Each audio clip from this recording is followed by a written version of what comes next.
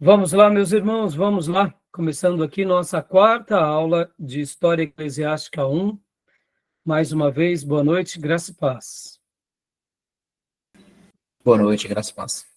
Graça e paz. Boa noite. Boa noite, graça e paz. Como é costume nosso, já oramos. Vamos continuar aqui aprendendo sobre a história da Igreja Antiga, a história da Igreja nos seus primeiros séculos.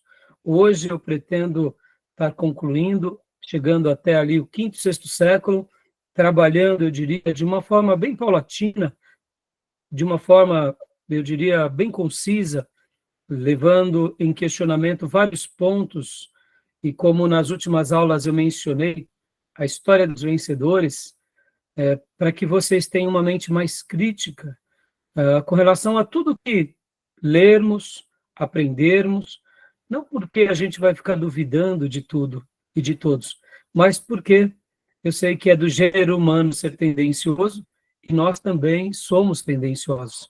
Então, muitas vezes nós contamos um fato, sempre defendendo as nossas premissas.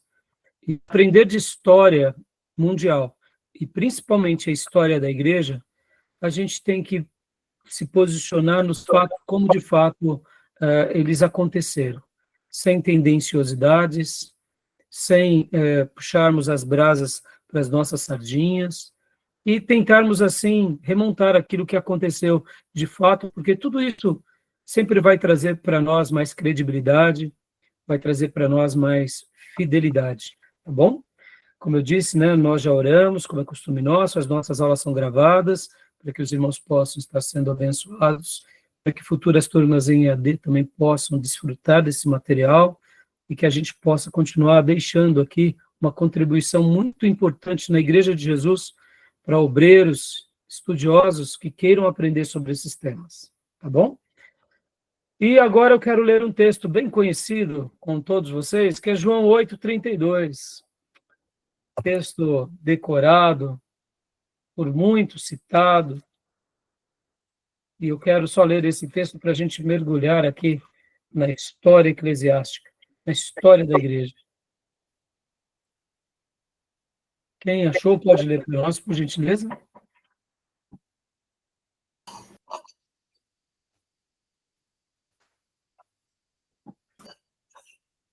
Posso ler, pastor? Por favor.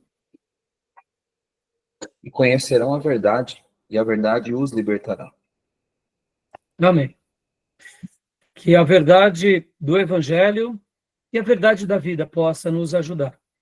E nessa temática, que a gente possa aprender a história como de fato ela foi, sem viés tendencioso, sem viés dos vencedores, mas os fatos pelos fatos, porque afinal de contas somos filhos de Deus.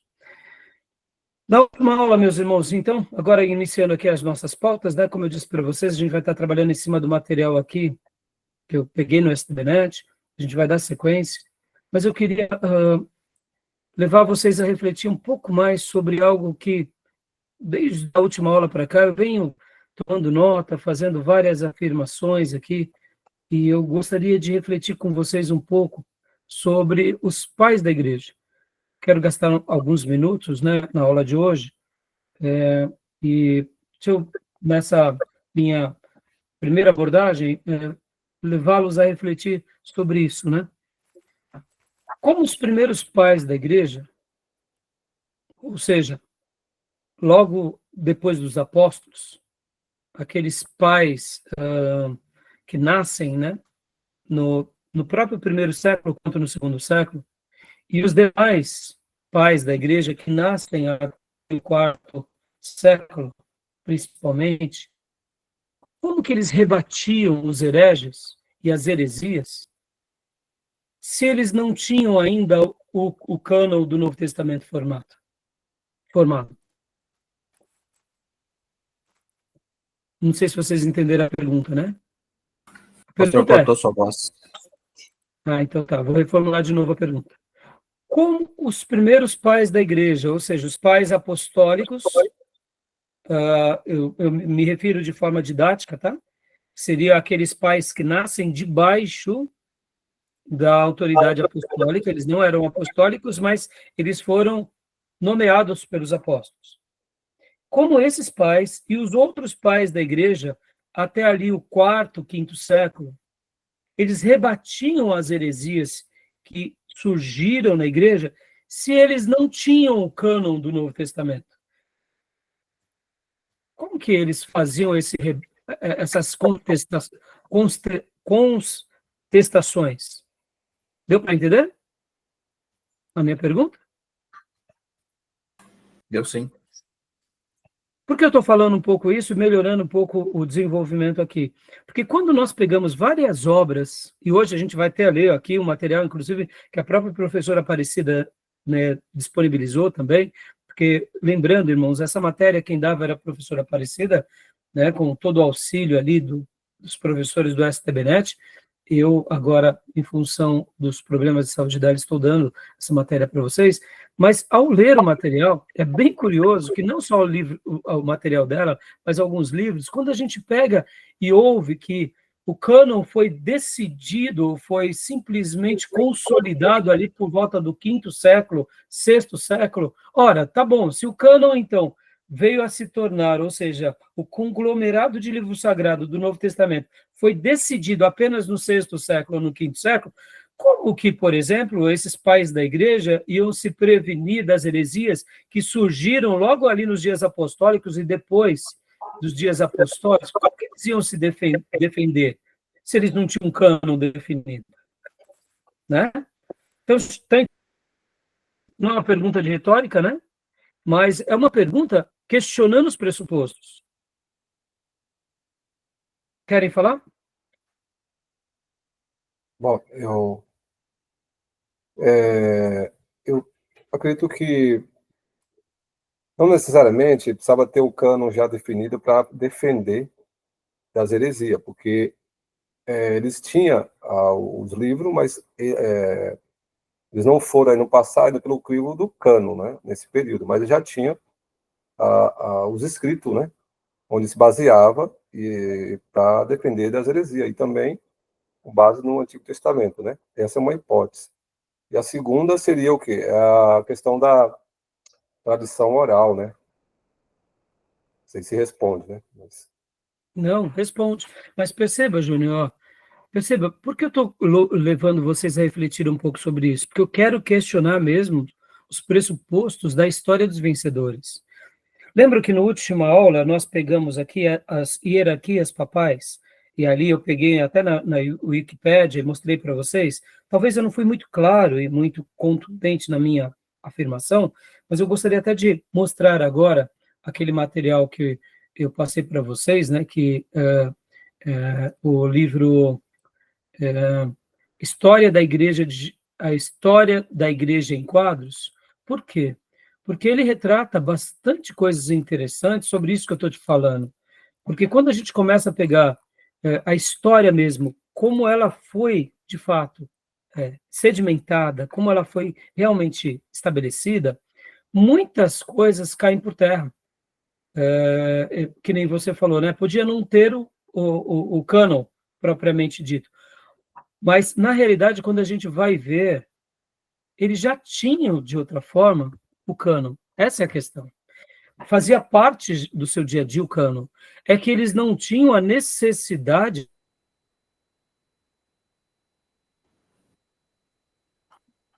de tal tema em pauta, principalmente, eu diria, como acontece até mesmo na Contra-Reforma. Percebam, o que eu quero levar aqui a vocês refletirem era exatamente isso. Os pais da igreja, eles só conseguem, de fato, rebater as heresias porque eles tinham, sim, já a literatura apostólica. E para eles aquilo era uma coisa real. Aí você talvez me pergunte, mas, pastor, eles tinham outras literaturas? Claro que tinham. Tem os livros apócrifos. Mas esses outros não faziam parte dos materiais religiosos ali como livros sagrados, mas fazia parte da literatura. Por que eu estou fazendo essa defesa aqui? Eu estou fazendo essa defesa, mais uma vez, para mostrar que esses primeiros 500 anos, 600 anos da igreja chamada Igreja Antiga, eles já tinham, de uma forma direta e indireta, aquilo que eles enxergavam como cânon. Ah, mas fulano de tal tinha dúvida de hebreu. Nenhum problema. Claro que vai ter dúvidas. As dúvidas, elas não negam a existência do cânon.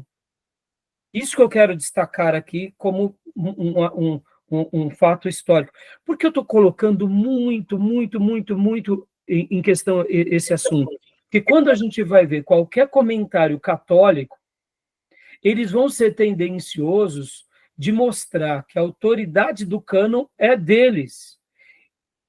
Por quê? Eles precisam ter essa prerrogativa, não só essa, mas ter essa prerrogativa da história, ter essa prerrogativa da autoridade, para colocar a autoridade da igreja como uma pé de igualdade às escrituras, para colocar todas as tomadas de decisões dele. Já a gente vai, eu vou desenrolar melhor essa ideia, mas a gente vai ficar muito mais claro hoje, porque hoje a gente vai entrar principalmente em Constantino, que aquele mal que é a união da igreja com o Estado, ele é um mal que ele acaba entrando no seio da igreja, e ele se mantém durante toda a nossa história, até hoje. Mesmo como protestantes, irmãos, a gente pode dizer assim, não, nós não sofremos desse mal. Não, sofremos também. Bem simples. Peguemos o que acontece nos Estados Unidos, como eles caminham entre fé e Estado. E peguemos, por exemplo, a própria Inglaterra, que tem uma igreja também que é do Estado. Ou seja, esse mal nos acompanha desde Constantino. A gente tem que aprender a lidar com ele, mas ele faz parte da história. Então, eu estou colocando esse quadro, e quero até mostrar aqui para vocês, graças a Deus, Gil, aquele livro, História em Quadros. Olha só que interessante. Deixa eu pegar rapidamente aqui a parte 7. Olha só que interessante desse material. O desenvolvimento do cânon, irmãos. Olha como é interessante. Deixa eu compartilhar aqui com vocês. Olha como esse livro ele é rico. E eu tô assim, né, me deliciando nesses temas, e é óbvio, irmãos, né? Não sou um historiador, então estou aprendendo com vocês, mas, ao mesmo tempo, o nosso senso crítico deve sempre ser muito grande. E olha só esse quadro aqui, ó. Tá dentro da pauta. Eu sei que o cânon do Novo Testamento é um assunto que a gente estuda muito em introdução ao Antigo Testamento e ao Novo Testamento. Mas percebam, olha só como que esse quadro ele é bem curioso. Esse material é do material do livro, né? Como eu disse há pouco, a história da igreja em quadros, tá? Eu vou compartilhar aqui com vocês essas partes. Ó, pais apostólicos, né? Ou seja, a gente não precisa falar muito deles, mas, aliás, desculpa, os apóstolos, né? A gente não precisa falar muito deles. Os pais apostólicos nascem logo depois da morte dos apóstolos, né? E olha só que interessante. Como que nós podemos dizer que os pais apostólicos já criam no cânon ou nos livros apostólicos? Está aqui, ó. Eles fazem citações, as fontes significativas. Eles citam nas suas obras.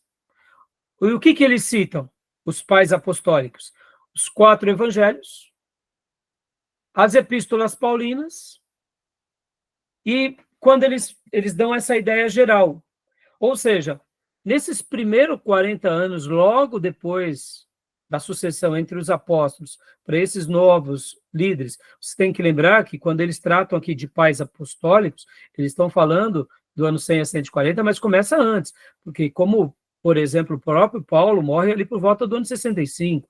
Então, os pais apostólicos, eu poderia dizer que começa aqui por volta do ano, começa por volta do ano 70, depois de Cristo, até 140, porque tinham apóstolos, mas em outras regiões não tinham, né? Você tem que lembrar que o mundo, os apóstolos se espalharam também. Alguns morreram, foram para outras cidades. Então, percebam Irmãos, quando a gente fala dos textos de Paulo, a gente tem que lembrar que praticamente metade do Novo Testamento é Paulo. E quando nós temos simplesmente o livro de Romanos, o livro de Efésios e o livro de Gálatas, irmãos, só ali já resolve quase todas as heresias. Só esses 3 livros de Paulo, eles são suficientes para esclarecer muitas coisas para a igreja. Aqui, ó. E quando ele coloca oposições gnósticas, tá vendo? Aqui do ano 140 do ano 220. O que os pais da igreja citam na oposição gnóstica? Quais são os livros que eles citam? Todos esses daqui. Todos esses. Olha que interessante. Então eu te pergunto, isso daqui já não era uma maneira deles existirem com o credo do cânon propriamente dito? Eles não tinham o cânon propriamente dito, até porque, irmãos, tem que lembrar que nesse período a igreja ainda era ilegal ao Império Romano. A igreja, nesse período, não era legal. Ela passa a ter e vislumbrar de paz com Constantino. E com Teodósio, aí ela se torna oficial. Então, como que eles iam fazer um concílio definindo o cânon se com todo respeito à expressão, pau está comendo, eles estão fugindo para todo lugar. Ora sobrevive, ora estão fugindo de um lugar para o outro. Estão entendendo? E os livros que eles questionavam? Aí tem vários livros que eles questionavam.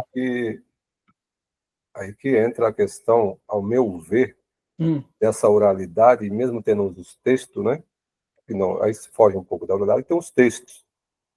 A questão do cânon está em desenvolvimento porque ele está debatendo as heresias que se levantam. E eu acho que a igreja, a oficialidade do cânon, ela ganha como a igreja, ela estabelece como uma igreja institucional. Sim, sim, mas você vê, Júnior, por que eu estou falando isso? Porque a ideia do cânon, ela vai ser novamente questionado no século XVI, com a Contra-Reforma. Porque até a Contra-Reforma não tinha debate sobre o cânon, porque já tinha se consolidado. O que eu quero colocar em xeque aqui?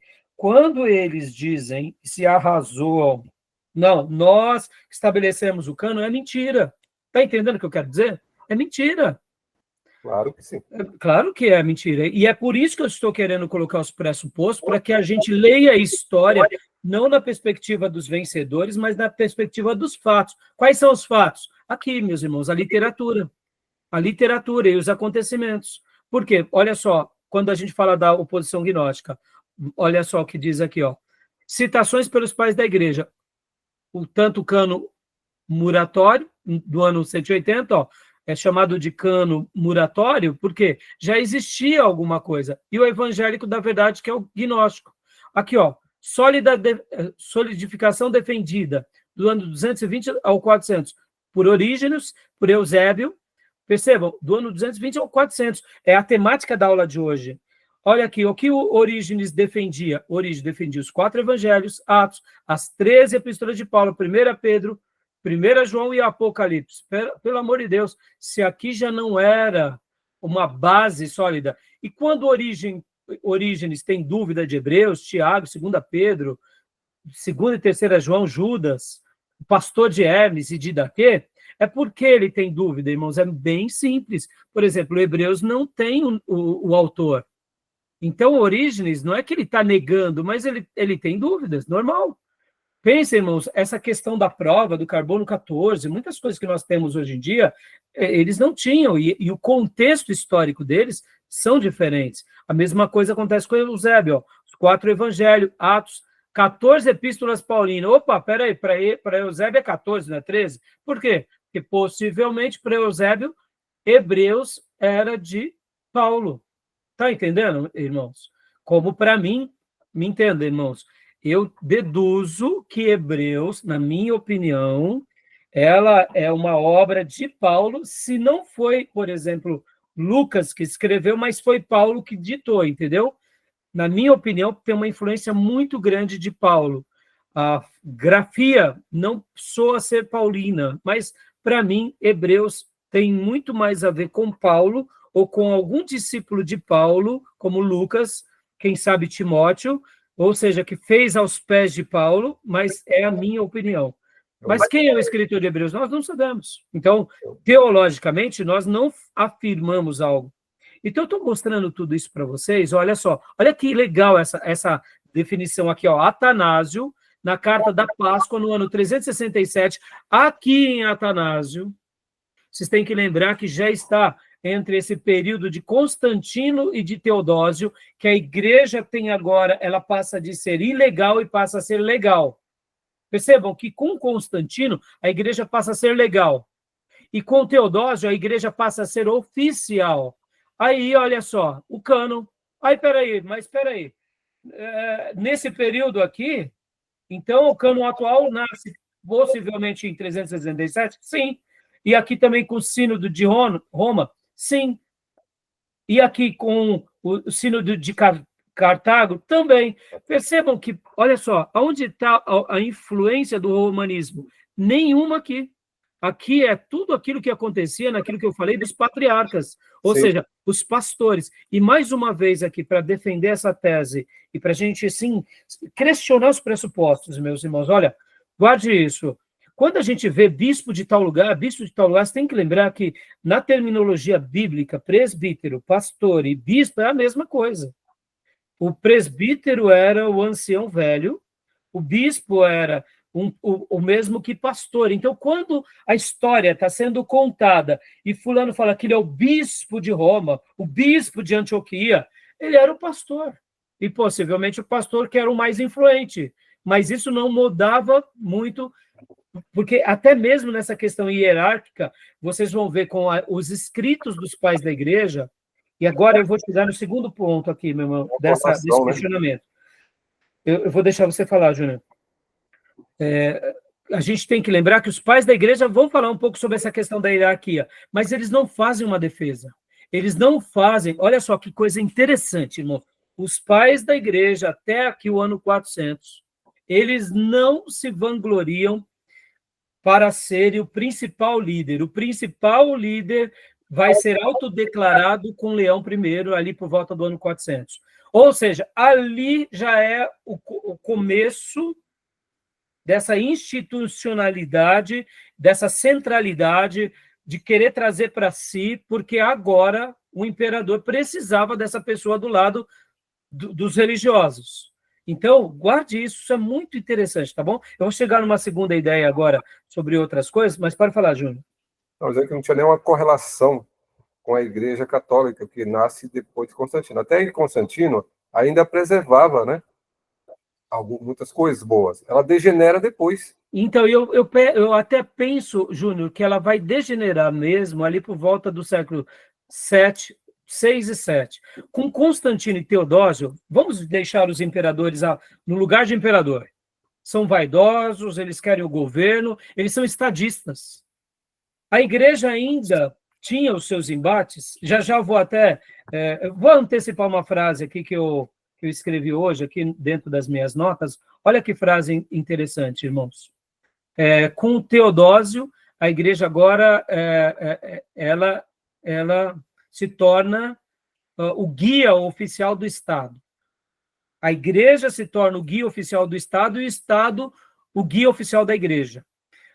Aqui começa um conflito que já tinha sido iniciado com Constantino, porque com Constantino a igreja passa a ser legal.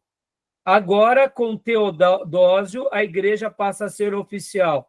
Então, essa igreja legal era o pano de fundo e a matéria-prima para que os imperadores também expressassem a sua autoridade. Ou seja, eles iriam precisar dos pastores, eles iriam precisar dos grandes líderes. Constantino iria precisar e Teodósio também. Então, antes, com Constantino, o cristianismo, antes de Constantino, o cristianismo era ilegal. Olha só que interessante a frase que eu escrevi aqui. No início, até Constantino, os pais da igreja, ou seja, os pais apostólicos e os demais líderes, pastores que vão surgindo ao longo desses 300 anos, as suas lutas eram para que eles sobrevivessem junto com o seu povo. Ou seja, qual era a luta, por exemplo, né, que nem a gente vê aqui, de Orígenes, qual era a luta de muitos outros que estão aqui antes desse período, né? Vamos pegar aqui, ó, por exemplo, Júlio Africano, Orígenes. Qual que era a luta de Cipriano? Qual que era a luta de Clemente, Tertuliano? A luta deles era para que eles sobrevivessem como filhos de Deus, como ministros, e para que o seu povo sobrevivesse. Por quê? Porque eles eram ilegais, era uma religião ilegal, ora tinha perseguição, ora não. Mas depois de Constantino, e principalmente depois de Teodósio, as suas grandes lutas não eram mais para que eles apenas sobrevivessem, mas sim para que aquela pura fé sobrevivesse agora num mundo onde tinha a religião como oficial. Ou seja, as suas grandes lutas eram para que a sua fé e a fé do seu povo pudessem sobreviver numa igreja unida ao Estado. Ou seja, olha que interessante, isso é muito forte. E eu quero que vocês lembrem disso, porque ao estudar a história da igreja, a gente não pode perder isso de vista. Até o ano 300, eles lutavam para sobreviver e para viverem o cristianismo com todos os seus irmãos espalhados em qualquer lugar, com os seus limites, com as suas lutas. Depois do ano 300, a luta dos pastores, principalmente, mudam. Por isso que nasce aquilo que a gente chama os grandes apologetas, os grandes defensores da fé. Porque os pais da igreja também eram chamados de apologetas, sim, porque eles questionam as heresias, sim, mas os grandes pais da igreja, os grandes pensadores, nascem depois de Constantino e Teodósio, porque agora essa igreja institucionalizada, politizada, que agora começa a flertar com o poder, agora os pais começam a se verem numa sinuca de bico nunca enfrentada, porque outrora eles não tinham liberdade, agora eles têm. Mas agora eles têm liberdade desde que eles façam o que o imperador quer. Percebam? E aí a mudança da chave. Então, meus irmãos, eu quero hoje gastar um tempão aqui com vocês sobre isso, porque eu, particularmente, né, podem ver, olha aqui, agora deixa eu voltar aqui para esse gráfico, olha só que forte esse gráfico. Percebam, irmãos, como estudar a história da igreja com senso crítico é bom, como é agradável, como é importante, né? Ó, olha só, os pais apóstolos, né? Então vamos voltar aqui nesse gráfico. Ó. Os pais apóstolos, Clemente de Roma, né? Os seus escritos, olha o lugar de ministério. Percebam isso agora. Olha o lugar de ministério dele. Clemente de Roma estava em Roma. Inácio está em Antioquia da Síria. Olha os seus escritos. Esses são os escritos deles. Aqui são os fatos notáveis deles. Hermas também está em Roma. Aqui, ó, Barnabé de Alexandria, está em Alexandria. Papias, em Herápolis. Policarpo, está em Esmirna. Ó, percebam os anos, logo aqui no primeiro século, Inácio no segundo século, aqui Papias também entre o primeiro e o segundo século, Policarpo também. Vão guardando essas datas e vão guardando as cidades de origem deles. Olha que interessante. Ó, Quadrato, a mesma coisa. Atenas, ele está em Atenas. Né? Aristides, Atenas. Justino Marte, Palestina, Éfeso e Roma. Taciano, a Síria e Roma. Atenágoras, Atenas. Teófilo, Antioquia. Mileto, Sardes. Egesipo, Síria, Grécia e Roma. Olha que interessante, irmãos. A gente não vê que esses pais apostólicos, eles se estabeleciam em Roma. Ele se tornou uma pessoa ilustre e ia para Roma. Não tinha essa centralidade em Roma. Lembrem, eram patriarcas espalhados nos lugares, pelo menos em 5 grandes cidades. Então, eles não tinham essa vaidade, até porque Roma, nesses dias, guarde isso, Roma perseguia cristãos. O que eles iam estar fazendo em Roma? Quem estava em Roma é porque era um romano, já vivia ali, tinha cidadania romana. Ou seja, percebam como isso é importante. Porque quando a gente vai pegar aquele gráfico como nós pegamos lá das hierarquias papais, a gente começa a notar que eles fazem uma retrospectiva papal, colocando, né, Roma, ou pelo menos alguns líderes desses, como os papas, ou seja, eles autodenominam esses papas. Mas eu pergunto para vocês, e na história da igreja, eles se auto-justificavam como papas?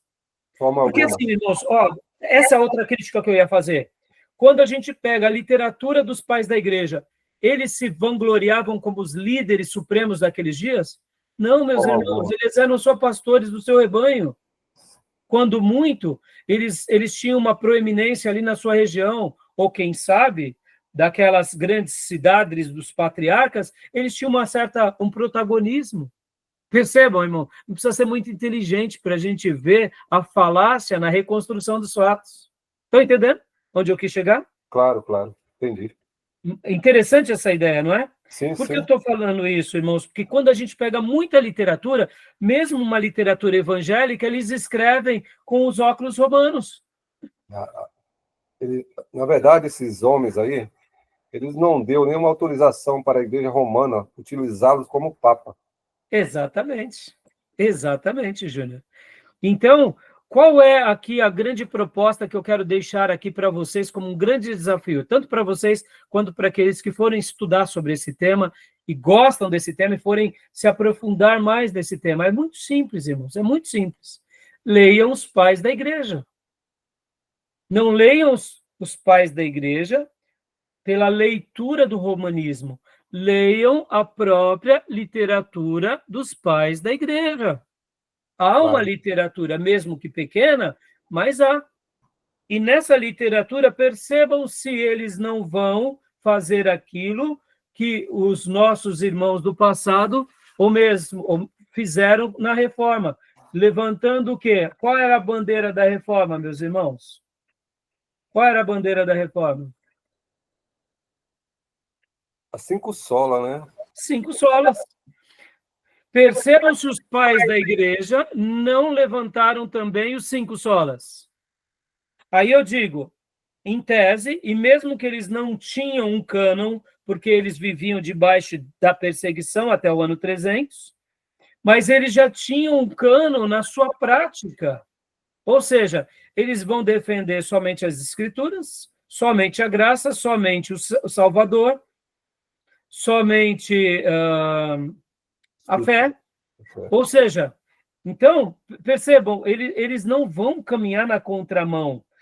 Sola Scriptura, sola gratia, sola fide, sola Christus e soli Deo gloria. Ou seja, somente a Deus toda a glória. Percebam, nenhum pai da igreja canoniza Paulo, nenhum pai da igreja vai dar ideias daquilo que nós falamos, que é da ideia da tradição romana lá na frente. Nenhum pai da igreja. Sim. O próprio Agostinho de Hipona, ele vai falar da cidade de Deus e da cidade dos homens, ele vai falar muito da igreja, e percebam que quando é feita uma releitura de Agostinho com os óculos do romanismo, por exemplo, uma frase de Agostinho, que você não pode amar a Deus como pai se você não entender a igreja como mãe. Por exemplo, irmãos, nós que somos igrejeiros sabemos dessa importância.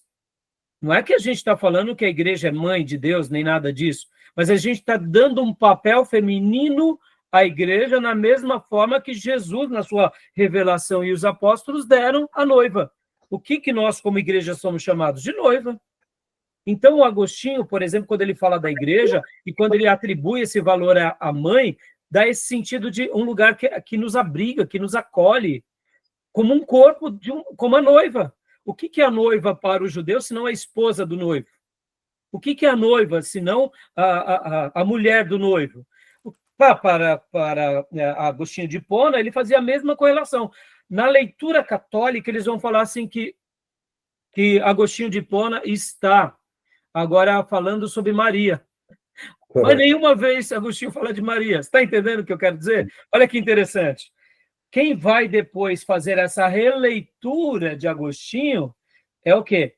É a tradição católica para mostrar que ele é santo e para pegar os textos de Agostinho para dizer que ele está sendo tendencioso aos dogmas católicos. Eu digo, não, leia Agostinho, vá ler Agostinho. Aí eu te pergunto, pastor, mas os pais da igreja também, eles não poderiam ter alguns erros doutrinários? Claro que sim, meus irmãos. É óbvio, eles não eram os apóstolos, eles eram pastores como nós. Nós hoje, com toda a teologia nossa, muitas vezes a gente não é tendencioso a algumas coisas? Claro que somos. A gente não é tendencioso, por exemplo, com relação à questão da denominação? Claro que somos. Perceba, aqueles que não fazem parte dos nossos guetos, nós já vemos eles como hereges. Somos tendenciosos, é um erro nosso. Por isso que eu estou dizendo que aqui eu quero gastar... Eu falei, não, eu preciso fazer eu gastar esse tempo com os meus irmãos, porque aqui, por exemplo, irmãos... Júnior, você ia falar alguma coisa, né? Não, acho que o que você falou tá bem fundamentado, né? Porque os pais da igreja aí não está desassociado com essa ideia católica de querer capturá-lo para como ele que a autoridade deles é proveniente desses homens. Exatamente. Exatamente. E sabe, Júnior, agora eu falo, e eu aprendi isso com o Marco Greconato, por que nós temos um preconceito da patrística? Por causa do romanismo. Porque eles colocam uma beatificação, trazem para si, reconstrói a história na ótica deles. Sim. Aí nós falamos assim, não, eu não quero saber disso, não, eu vou só para a Bíblia. Não, meus irmãos, a gente tem que ler os nossos irmãos do passado. Por quê? Porque eles não eram o que eles se tornaram, eles não são o que os católicos fizeram com que eles se tornassem. Agostinho era um pastor, verdade, né? Orígenes era um pastor, Eusébio era um pastor. Esses grandes homens, mesmo que eles tivessem algumas tendências, até alguns exageros, eles eram pensadores, eles eram os líderes da igreja, os pastores da igreja. Nenhum problema, eles eram os pais daquela época. E eles dedicaram a vida deles por causa dessa igreja. Então, percebam que antes, enquanto a igreja era ilegal, eles estavam dispostos a morrer. Depois que a igreja está e se torna legal, eles também estão dispostos a morrer. E eles fazem teologia agora com liberdade, e por isso que tem mais escritos depois de Constantino e tem mais escritos depois de Teodósio. Por quê? Porque agora eles têm liberdade. Mas percebam o dilema e o enfrentamento que eles passaram. Por quê? Porque agora esses que fossem contra o império ou que fossem contra os princípios do império eram muito mal vistos. Então, os nossos irmãos, que são chamados da patrística, que se resume a esses 5, 6 séculos, eles foram gigantes. E para que a gente elimine qualquer tensão, a gente tem que ler ele. E por isso que eu quero deixar aqui para vocês, porque, assim, irmãos, ao estudar esses temas para dar aula para vocês, eu estou apaixonado por esse tema, eu não vejo a hora de estudar mais esse assunto e me tornar muito mais prolixo. Por quê? Porque é a nossa história, é a nossa real história. Lembra que lemos João 8:32? É a nossa real história. Agora, irmãos, a gente também tem que ser fiel a tudo. Onde eles erraram, a gente tem que apontar os erros, e aonde eles acertaram, a gente tem que mostrar. Por outro lado, a gente não pode remontar a história na ótica protestante, porque senão a gente vai estar fazendo o mesmo erro do catolicismo e o mesmo erro daqueles que que praticam uma certa ideologia, tá bom? Okay. Beleza? Tranquilo, meus irmãos? Gostaram dessa... Então, eu já tinha falado um pouco nas aulas passadas, na última aula, mas eu falei, eu preciso dar mais ênfase para os meus irmãos, porque eu fiquei encantado com essas informações desse livro aqui e com essa ideia, tá bom? Isso aí dá uma ideia de um mestrado, né, sobre esse tema aí. Ah, isso daqui é pauta para o mestrado, Júnior. Exatamente, Júnior. É pauta para o mestrado, né? Tá bom? Mais uma vez, deixa eu até pegar aqui, só para vocês terem uma ideia. Olha só que legal, para eu mostrar mais uma vez para vocês. Eles disseram que dizem que eles são, né? Oi? Eles nunca disseram o que a Igreja Católica diz que eles são. E eles precisam construir isso, né, Júnior? E a gente entende, vamos falar aqui abertamente, por que a gente entende? A gente entende porque, olha só o que eu escrevi, né? enquanto eu fazia a minha lição de casa para dar aula para vocês. Deixa eu mostrar aqui esse quadro aqui agora para vocês, ó. Deixa eu mostrar esse quadro aqui, ó. Olha só. O da Wikipédia que eu passei semana passada. Percebam, eles vão remontar e fazer uma retrospectiva da sucessão apostólica, né? Podem ver, ó. Tá vendo? Ó?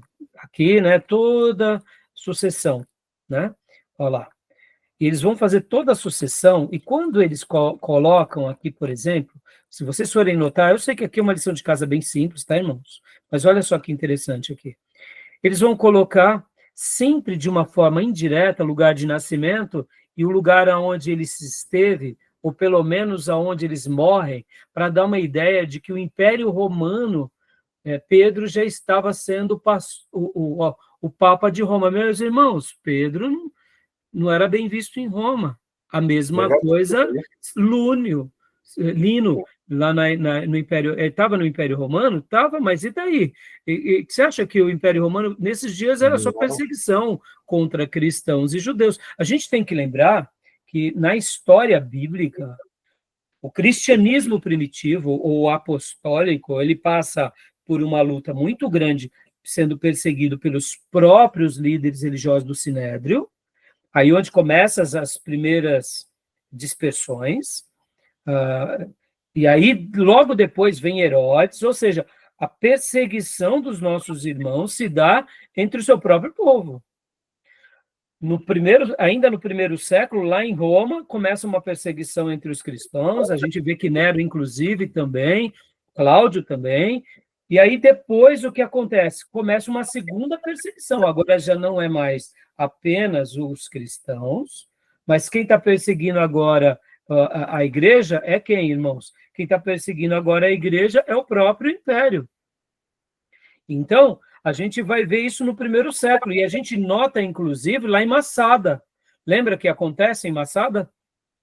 Sim. Quando, de fato, há aquela revolta dos judeus, isso, contra os romanos, eles se refugiam lá na fortaleza de Massada, os romanos constroem aquela ponte, e os judeus, com um ato de dizerem, né, que não se renderiam, eles cortam a sua jugular. Podem ver que os judeus ortodoxos usam essa franja como um voto que eles praticam depois de Massada. Eu não sei se vocês sabem disso. Os judeus ortodoxos, aqueles pretos que têm as barbas, eles têm uma franja, e colocam essa franja do lado da jugular, como um voto que eles fazem a Deus, dizendo, nunca mais praticaremos o suicídio, como os nossos irmãos de Massada fizeram. Então, Massada ali já é uma nova fase de uma perseguição aos judeus, logo, a judeus e a cristãos.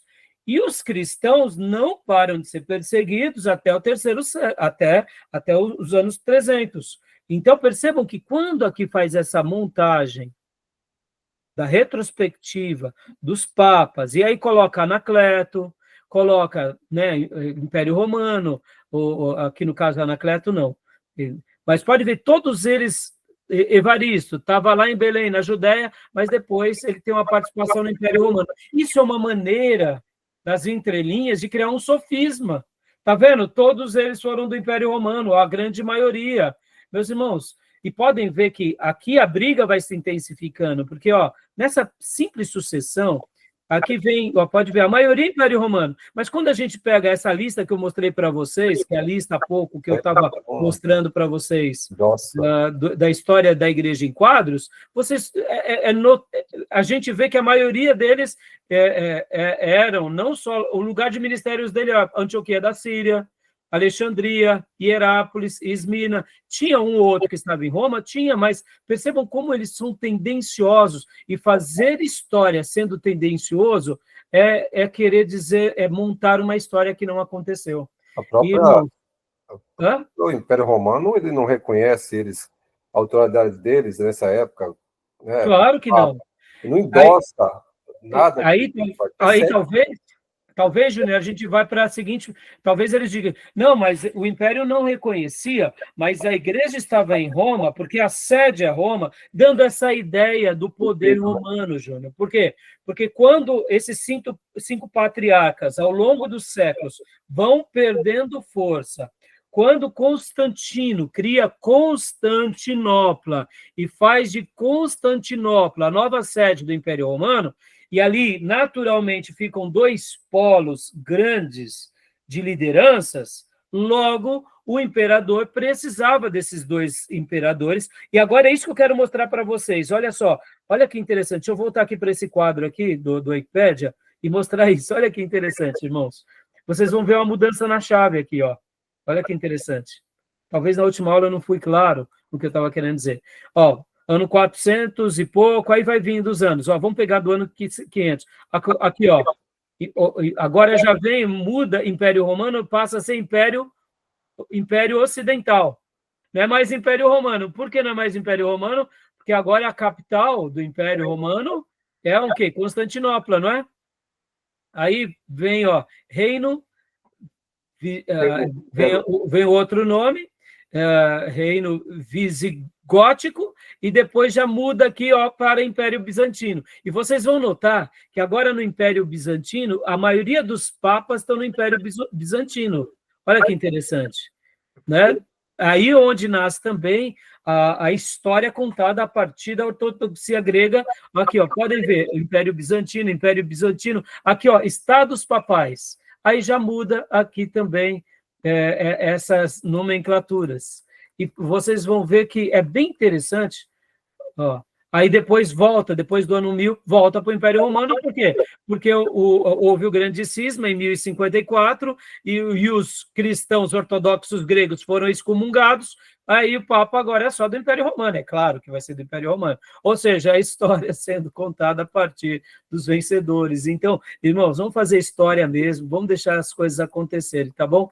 Então é bem interessante isso, irmãos, porque isso só mostra, né, o quanto a gente é tendencioso, tá bom? Beleza, meus irmãos? E agora vamos entrar, então, no material bom, só para eu concluir. Então, meus irmãos, se a gente quiser conhecer a história do cristianismo católico antigo, que é o cristianismo ainda bíblico, vamos ler os pais da igreja. É simples assim. Vamos pegar os textos deles, ler os textos deles, e vamos ver se eles não estarão erguendo o sola gratia, o sola fide, o soli dei gloria. Vamos ver se eles não vão estar defendendo sola scriptura. Claro que vão. Entendeu, irmãos? Então, por isso que a gente precisa resgatar. Como igreja de Jesus, a gente precisa resgatar, porque essa é a nossa história. E não é porque eles colocaram e deram um nome de santos que a gente vai desconsiderar. É a mesma coisa de falar de Pedro e Paulo. Para nós é Pedro, o apóstolo Pedro, e Paulo, o apóstolo Paulo. Se eles querem orar a Pedro, orar a Paulo, o problema é deles. Vamos ter Pedro e Paulo na nossa consideração. Tá bom, meus irmãos? Beleza até aí? Ok. Joia. Olhar para esses grandes, pastor, eu até fiz um comentário com o pastor Johnny ontem no culto, olhar para esses grandes, estudar, ver a história deles. A impressão que eu tenho, assim, olhando o cenário assim, o cenário que nós vivemos hoje, olhar o retrato de nós hoje, cristãos, filhos de Deus hoje, e olhar para esses grandes, né, da história da igreja, parece que nós somos, assim, tão pequenos, assim, somos apenas sombras de tudo que eles fizeram, assim. Eu, sinceramente, me sinto, assim, bem minimizado, assim, diante de tudo que eles fizeram. A fé deles, a defesa, prontos a morrer e a sofrer qualquer coisa pelas coisas eternas que estavam em seus corações, assim, é impressionante, é de ficar constrangido. Por isso, Dio, eu fiz questão de estar dando esse destaque, e no futuro, Dio, esse módulo aqui, se eu tiver a honra e o privilégio de dá-lo novamente, eu quero poder, quem sabe, fazer até um apanhado um pouco mais criterioso, porque eu poderia aqui ser um pouco mais prolixo e ir dando mais acontecimentos da história nesse bloco, mas eu falei assim, não, eu preciso destacar esse ponto. Em cima dessa sua fala, Gil, porque quando a gente lembra de Spurgeon, por exemplo, nós temos Spurgeon como um grande ícone, Nós não adoramos Spurgeon. Quando nós lemos de Wesley, de Whitefield, próprio Lutero, Calvino, Zwinglio, a gente destaca eles. E por que a gente não valoriza a patrística da mesma forma? Eles foram extraordinários. Eles foram gigantes. E se eles receberam uma influência por causa do romanismo, a gente não tem nada a ver com isso. A gente vai contra-argumentar, deixa os romanos serem o que eles são. Tudo bem. Eles querem reconstruir a história a partir do ponto de vista deles, não tem problema. E até para a gente contra-argumentar com eles, por exemplo, o que eu digo? Se eles têm uma leitura da patrística ou dos pais da igreja com os óculos católicos, não tem problema. Vamos falar para eles o seguinte, vamos estudar mais esse assunto, não com os óculos do catolicismo e nem da filosofia. Vamos estudar mais esse assunto estudando a literatura dos pais. Vamos estudar. Eu não tenho dúvida que muitos deles cairão em si e verão que eles estão desassociados dessa literatura e dessa vida dos pais da igreja. Porque é exatamente isso, Gil. Eles foram gigantes. Por isso que a frase que eu tinha dito que eu escrevi há pouco, eu quero até lê-la novamente. Porque os nossos irmãos do passado, olha só que coisa linda. Eles, de fato, suas lutas eram para que eles e os seus discípulos sobrevivessem até o ano 300.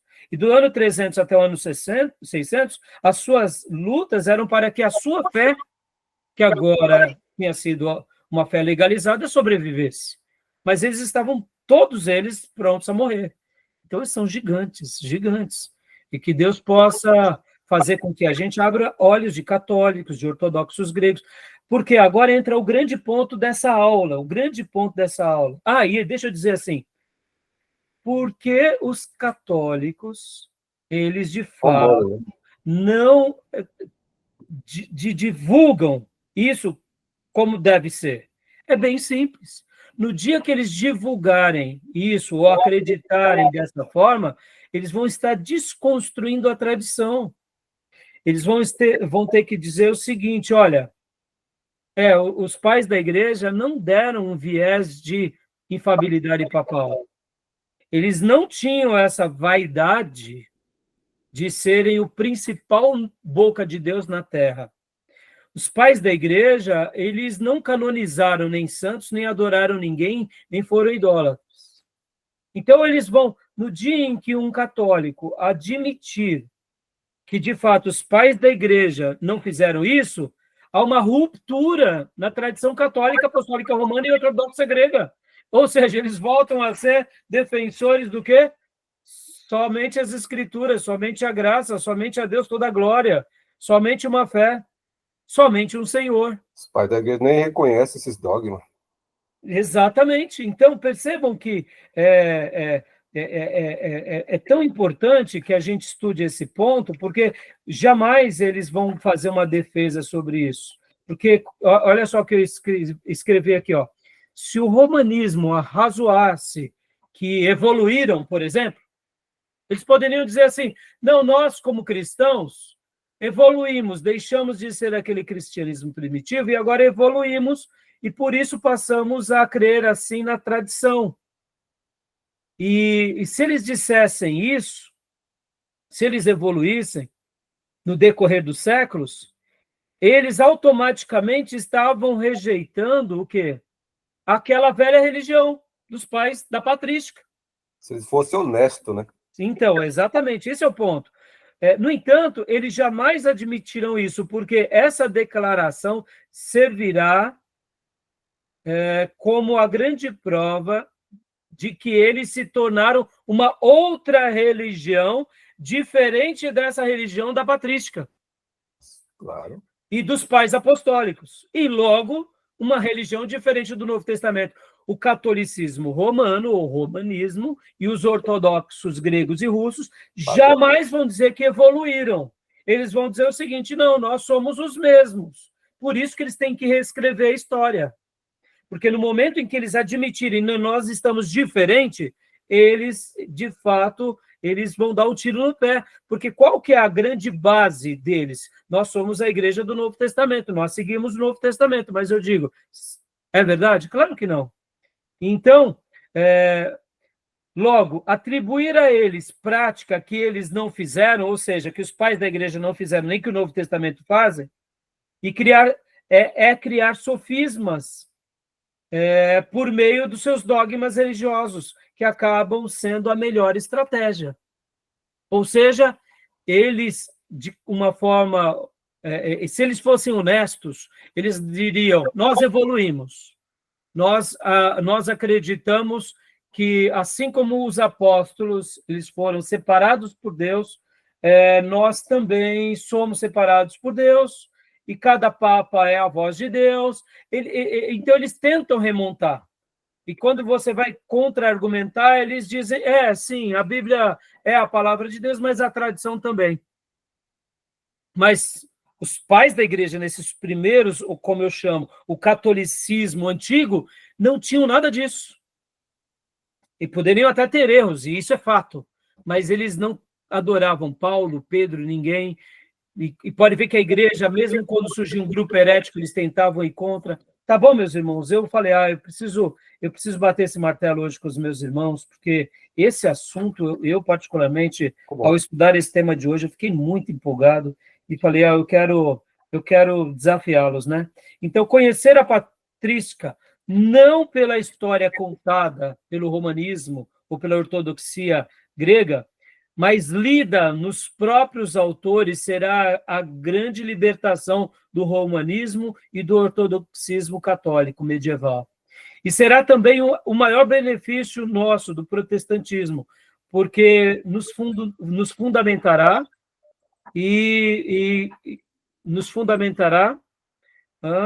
como nossos irmãos e líderes faziam nas igrejas nos primeiros séculos, na igreja antiga, e revelará como a igreja institucionalizada precisa da política e do controle para subsistir. Agora chegamos onde eu queria.